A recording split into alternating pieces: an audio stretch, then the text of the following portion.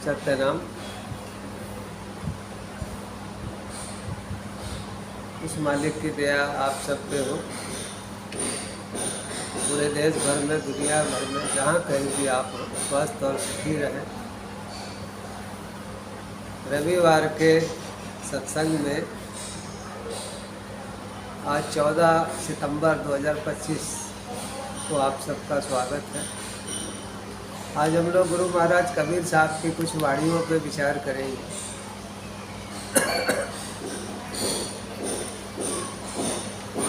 संत मार्ग में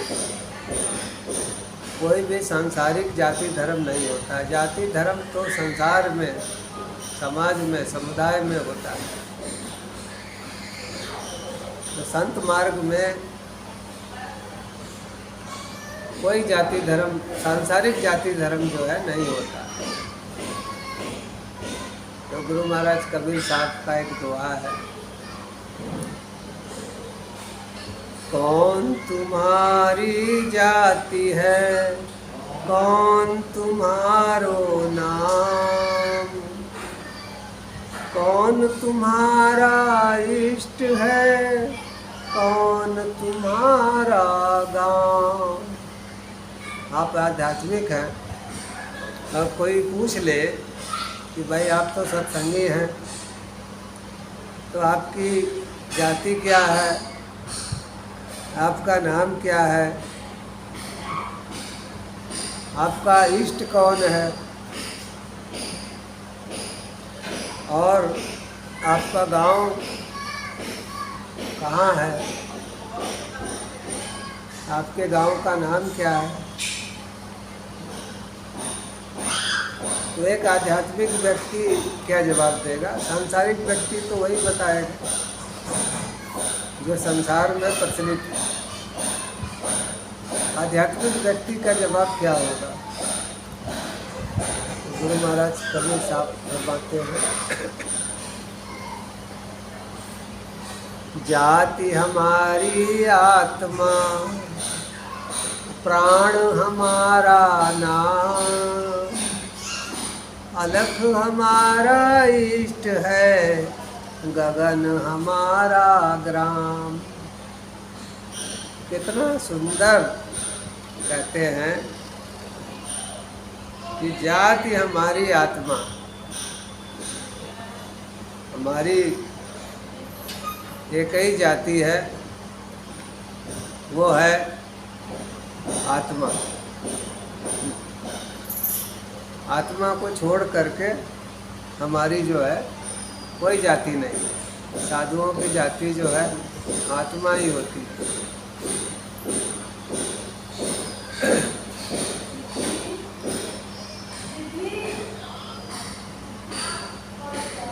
कहते हैं कि प्राण हमारा नाम।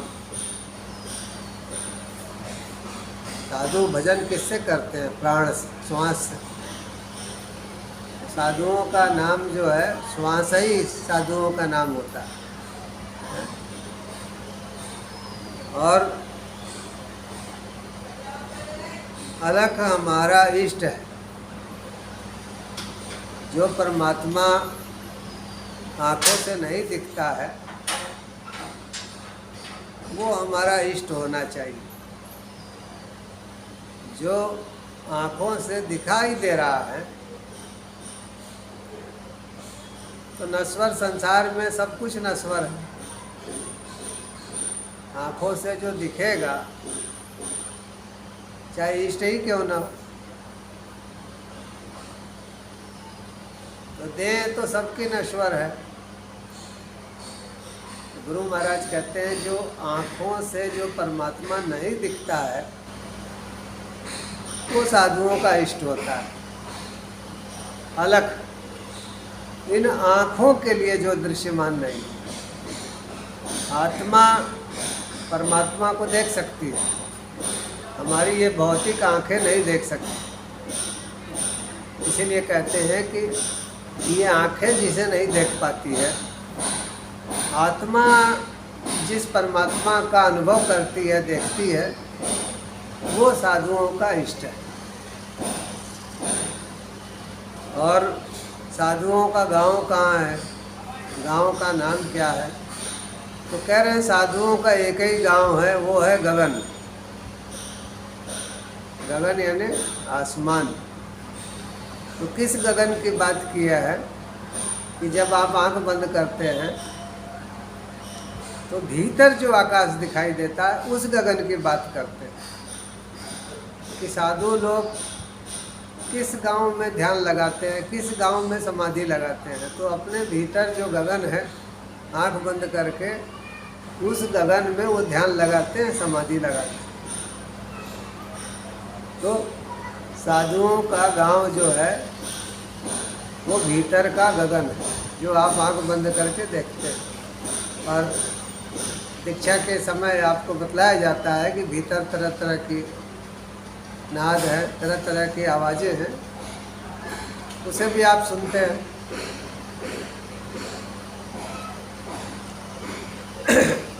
आगे कहते हैं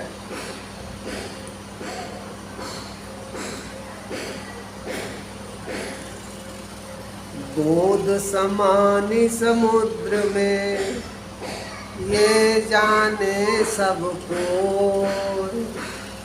समुद्र समाना बूंद में बूझे बिरला को। कह रहे हैं कि बूंद समानी समुद्र में, समुद्र से एक बूंद अगर आप उंगली से निकाल लीजिए तो उस बूंद में समुद्र के सारे गुण हैं। समुद्र का पानी भी खारा लगेगा, उस बूंद को जो एक बूंद है उसका पानी भी खारा लगेगा। तो समुद्र के पानी में जितने गुण हैं उस एक बूंद में भी मिलेंगे। तो कह रहे हैं कि एक बूंद में भी समुद्र के सारे गुण जो है होते हैं, जो समुद्र के पानी के। तो कह रहे हैं ये जाने सबको, ये तो सभी जानते हैं, लेकिन समुद्र समाना बूंद में बूझे बिरला कोई। समुद्र जो है बूंद में समाहित हो जाए, ये कोई साधु ही समझ पाता है।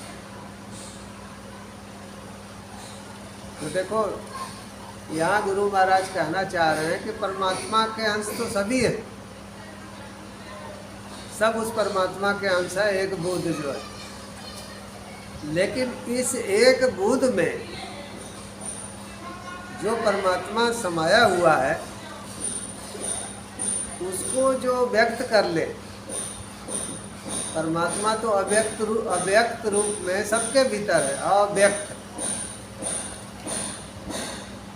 तो उस अव्यक्त को जो व्यक्त कर ले, तो कह रहे हैं कि परमात्मा तो प्रकट हो गया किसी साधु के देह में, प्रकट हो गया। तो कह रहे हैं कि अगर बूंद समुद्र का हिस्सा है तो समुद्र भी बूंद का हिस्सा है। बूंद बूंद से घड़ा भरता है, ऐसे बूंद बूंद से समुद्र बनता है।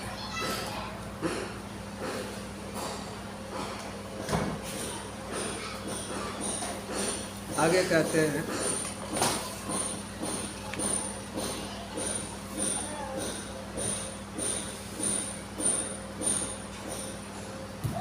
अव्वल अल्लाह नूर पाया, कुदरत के सब बंदे, एक नूर ते सब जग उपजा, कौन भला कौन मंदे।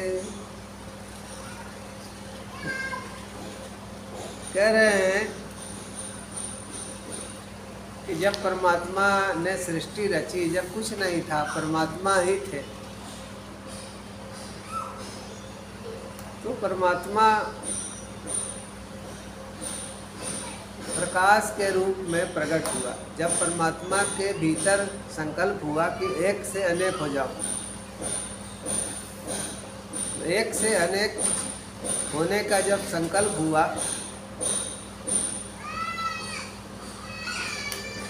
तो परमात्मा प्रकाश के रूप में प्रकाशित हो गया।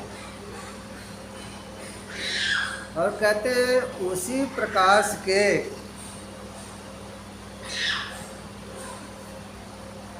से सारी सृष्टि हुई। उसी प्रकाश से ग्रह नक्षत्र तारे बहुत सी आकाश गंगाएं और बहुत से जीव सब उस एक परमात्मा के प्रकाश से ही उत्पन्न हुए। तो कह रहे हैं कि जब एक ही परमात्मा के एक ही नूर से एक ही प्रकाश से सारा संसार पैदा हुआ, सारा जीव जगत पैदा हुआ, तो फिर लोग क्यों कहते हैं कि वो ऊंची जाति का है, वो नीची जाति का है?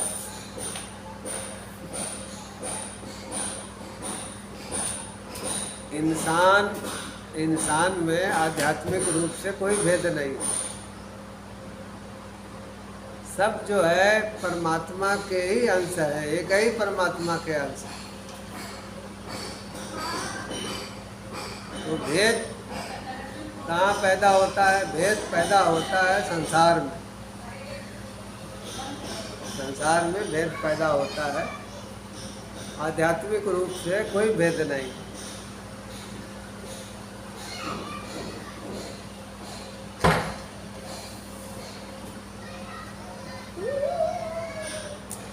आगे कहते हैं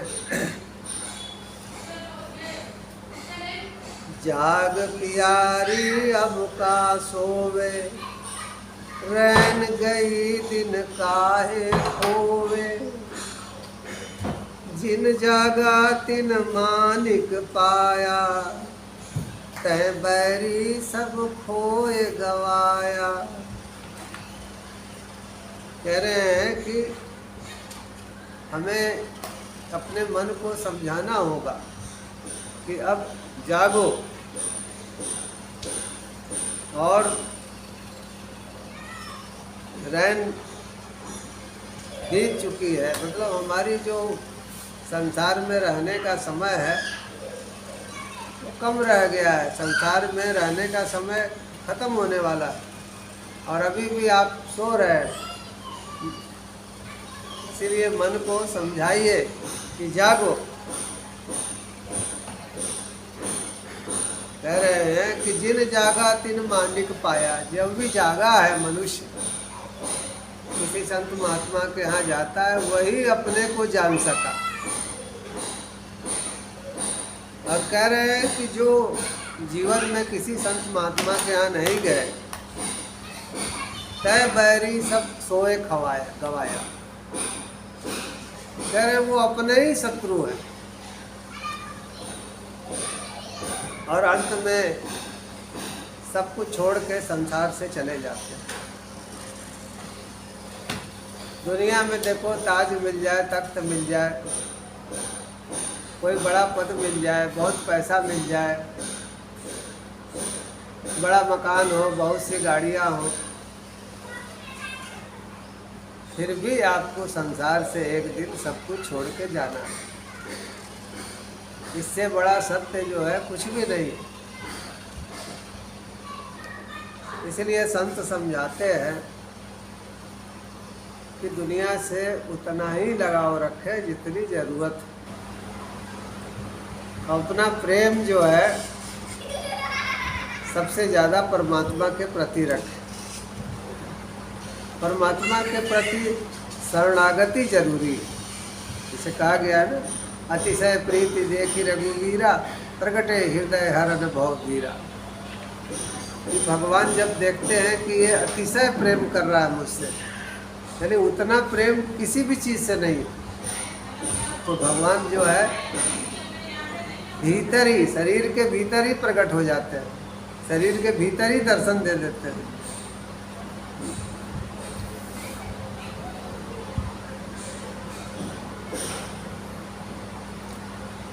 आगे कहते हैं कि